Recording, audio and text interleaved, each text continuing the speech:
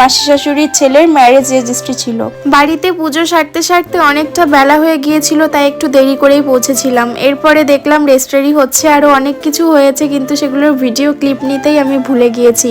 14ই ফেব্রুয়ারি ছিল, মানে সরস্বতী পুজো আর Valentine's day একসাথে, আর ওদের রেজিস্ট্রিটাও সেদিনই ছিল।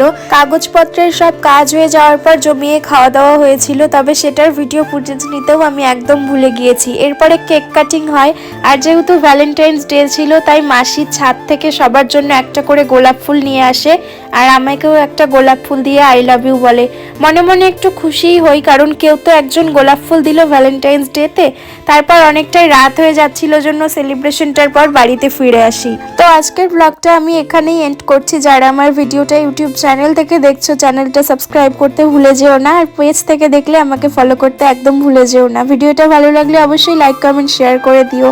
দেখা হবে নতুন আরেকটা ভিডিওতে, ততক্ষণে